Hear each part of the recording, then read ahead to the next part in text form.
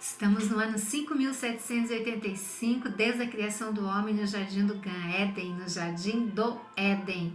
Estamos aqui novamente, deixamos aqui com vocês estudos de Torá, leituras das porções das parashots, né, onde o Eterno criou para nós o ano de 5.785. Aqui no nosso canal você vai encontrar variedades, né, estudos, leituras, encenações, meditações, reflexões, um pouco de história da minha vida, como eu deixei aqui ontem com vocês no canal. E se você não é inscrito e está por aqui, muito bem-vindo, receba meu amor, meu carinho, toda a minha atenção a você, que o Eterno te abençoe, te alcance onde você estiver. Fica aqui conosco até o final, curta, se inscreva, comente, compartilhe. Se você já é inscrito, meu muito obrigado para você, sinta-se beijado, abraçado, que o Eterno, nosso Criador, venha te abençoar aí onde você está, né, do outro lado, me ouvindo, estando aqui, né, comentando, curtindo, compartilhando. Que o Eterno te abençoe ricamente. E o Naira Chaves no Torá e Prosa. Bom, nós terminamos, né? Hoje é o nosso primeiro dia da semana. Começamos aí na nossa 13ª Parashá desta semana. Começamos aí um novo livro da Torá, Shemot, né? Nós lemos aí na semana passada, que já foi, o livro de Bereshit. Bereshit quer dizer no princípio ou no começo, e eu acredito que assim como eu, nós somos muito agraciados pelo Eterno nosso Criador, onde Ele deixou essas ricas lições de Torá para nós, né? O nosso manual de instrução. Torá é o nosso manual de instrução. Então, Bereshit, nós somos instruídos sobre o que? A mensagem que é possível transformar o que já existe, remodelar o que parece caótico e renovar o que está inerte e recomeçar. Então, Bereshit, recomeço. Nós aprendemos muito ali. Então, Bereshit, ele narrou a história da criação, feita pelo Eterno, a origem dos animais, o primeiro homem, a seus descendência, a corrupção do gênero humano, o castigo do Eterno através do dilúvio, a origem do Shabat e o dia de descanso e o primeiro mandamento, crescer e multiplicar. Então nós aprendemos e foram ricas lições, encerrando ali com a morte de Jacob e a morte de Yosef, né? E os seus pedidos que eles fizeram, que foram realizados pelos seus descendentes. Então nós vemos quão abençoados nós fomos e quantas lições nós tiramos para a nossa vida. Deixa aqui nos comentários, curta, compartilhe, comente, eu quero te conhecer. Hoje nós estamos entrando no livro de Shemot. Shemot quer dizer nomes, significa nomes, onde traz até nós a relação dos nomes dos que desceram ao Egito e em seguida apresenta a narrativa dos incidentes e eventos consecutivos, né? Então a diferença ali, Bereshit termina com a saída de uma família de Israel, enquanto que Shemot termina com a viagem desta família já constituída como um povo, né? Não eram só algumas pessoas constituindo uma família, mas já era um povo formado ali por uma família de regresso a Eretz Israel. Com isso nós podemos nos ver de alguma maneira refletidos no texto da Torá. Shemot, na língua original hebraica quer dizer nomes, nomear é um ato de amor, né? Quando nós nomeamos, nós dizemos que aquela pessoa, ela é importante. Então vamos de leitura. Eu quero ler com vocês hoje, no nosso primeiro dia da semana, toda a narrativa do que vai acontecer nessa Parashá, né? E depois, nos outros dias, nós vamos dar aquela esmiuçadinha para degustar melhor a palavra do Eterno. Então, Shemot, 13ª Parashá, Shemot, Êxodo, que significa, Shemot significa nomes, né? E o nosso tema central é: estes, pois, são os nomes dos filhos de Israel que entraram no Egito com Jacob, cada um entrou com a sua casa, com a sua família. A leitura da Torá dessa semana, Shemot, começa com o livro do Êxodo, de Shemot. O faraó emite decretos severos contra os israelitas, dando início a décadas de sofrimento e escravidão dos judeus. Sabemos que agora aqui Yosef já havia falecido, né? Então Yosef não estava mais, e aí com o passar do tempo, né, o nosso povo começou a serem escravizados, né? Dando início à década de sofrimento e escravidão dos judeus, dos erudins. Moshe nasceu e foi criado no palácio real egípcio. Depois de matar um egípcio, Moshe foge para Midian e se casa. O Eterno aparece a ele em uma sarça ardente e exige que ele retorne ao Egito para redimir os israelitas. Moshe retorna ao Egito com a intenção de libertar o povo erudim. Na primeira leitura, 70 descendentes de Jacó desceram ao Egito e os israelitas frutificaram e encheram a terra. Yosef e toda a sua geração morreram, e um novo faraó surgiu sobre o Egito que não conhecia Yosef. Ele disse ao seu povo que os israelitas haviam se tornado muito numerosos e exigiam um tratamento astuto para que não se multiplicassem em uma guerra, se unissem aos inimigos do Egito. Assim, os egípcios colocaram capatazes sobre os israelitas para afligi-los com fardos. E os israelitas construíram cidades armazéns para Faraó, Pitom e Ramsés, mas quanto mais os egípcios os afligiam, mais eles se multiplicavam. Os egípcios amarguravam a vida dos israelitas com um serviço árduo em tijolos e argamassa e no campo. Faraó disse às parteiras hebraicas, Simha e Puar, que quando eles deram à luz a mulheres hebreus, né, as hebreias, eles deveriam matar os filhos, mas deixar as filhas viverem. Mas as parteiras temeram Elohim e desobedeceram a Faraó, salvando os meninos.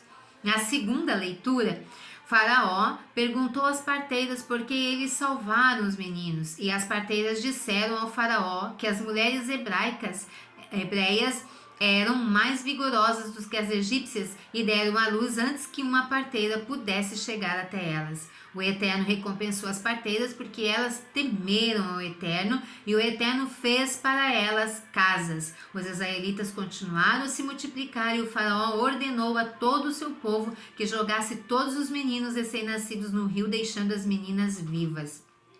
Conforme a leitura continua no capítulo 2 de Shemot, um casal levita teve um menino e a mulher o escondeu por 3 meses. Quando ela não pôde mais escondê-lo, ela fez uma arca de juncos, borrou-a com limo e pinche, colocou o menino dentro e colocou no rio. Enquanto sua irmã observava, a filha de Faraó veio se banhar no rio, viu a arca e enviou a sua serva para buscá-la. Ela o abriu, viu o menino chorando e teve compaixão dele, reconhecendo que era um dos filhos hebreus. A sua irmã perguntou à filha do faraó se ela deveria chamar uma enfermeira para as mulheres hebreias. E a filha de Faraó concordou.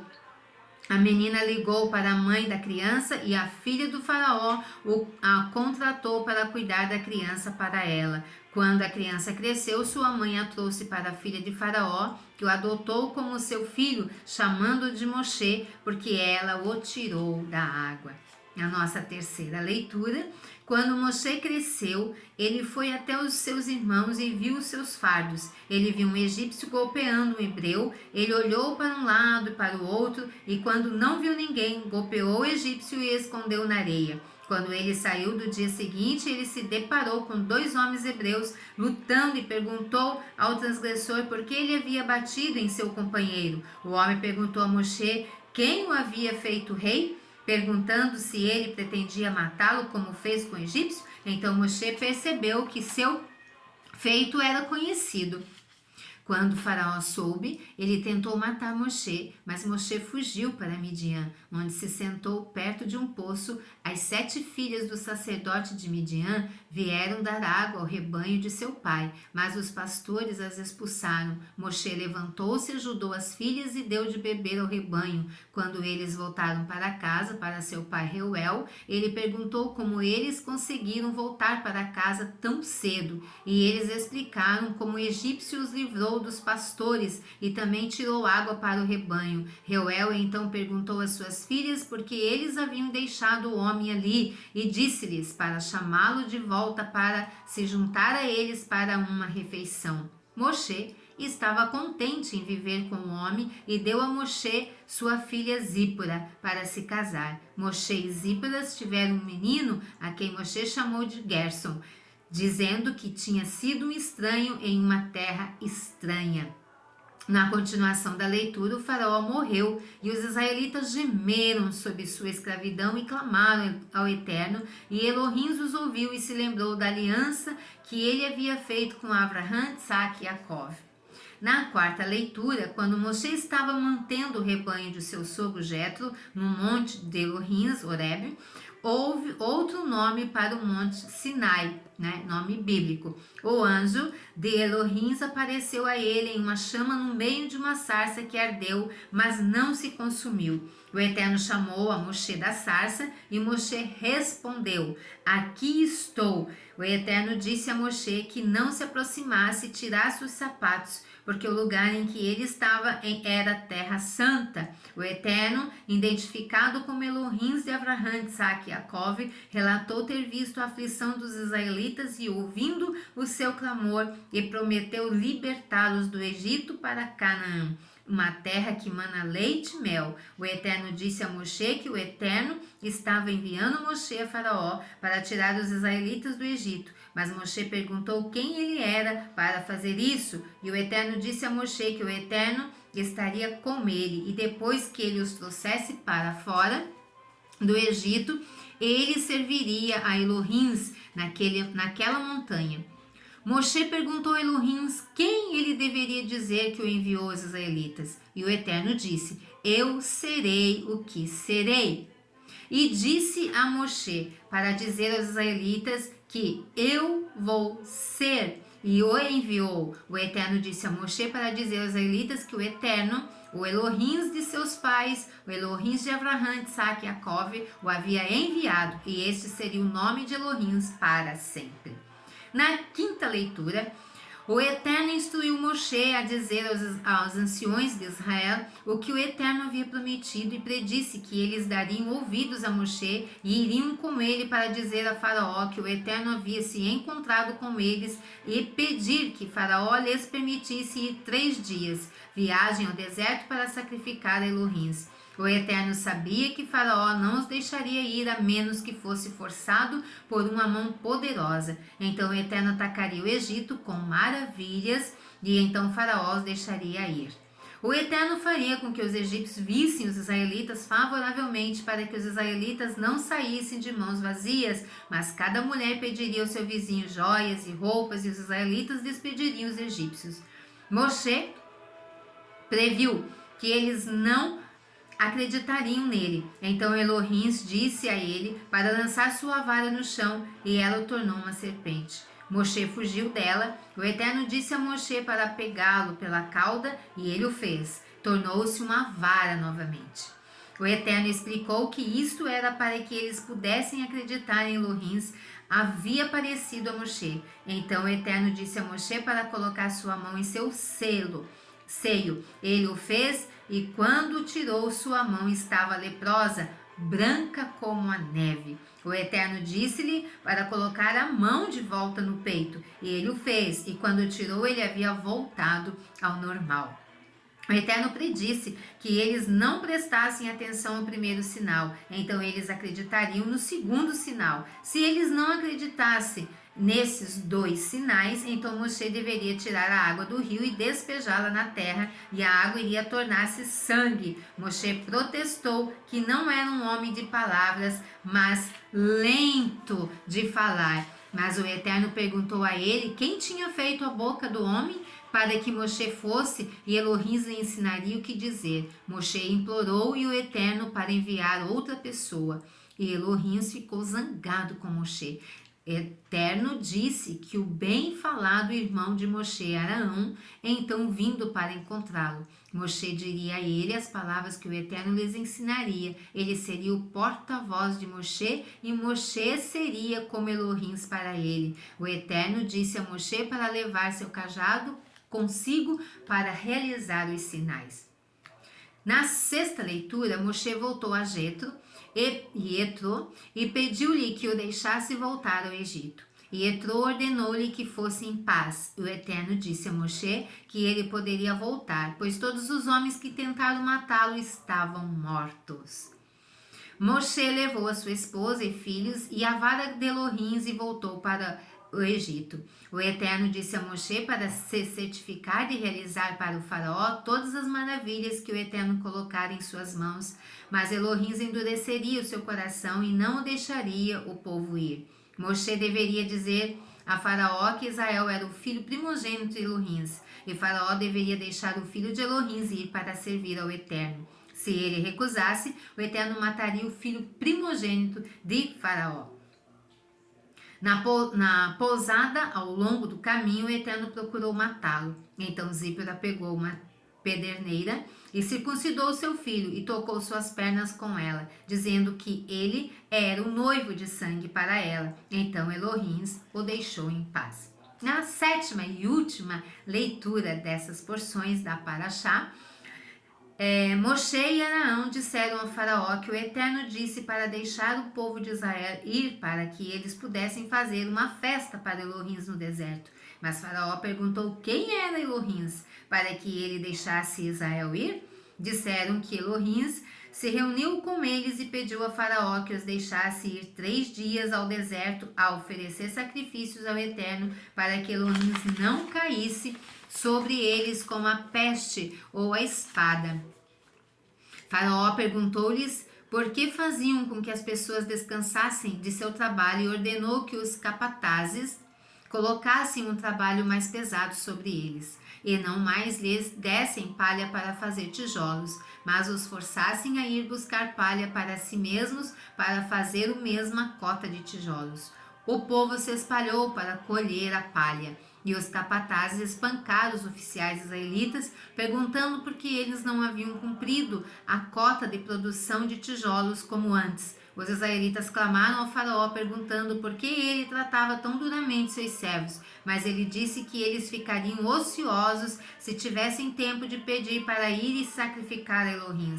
Assim os oficiais encontraram-se com Moshe e Arão ao saírem do encontro com Faraó e os acusaram de fazer os israelitas serem abomináveis para Faraó e seus servos e dar-lhes uma arma para matar o povo.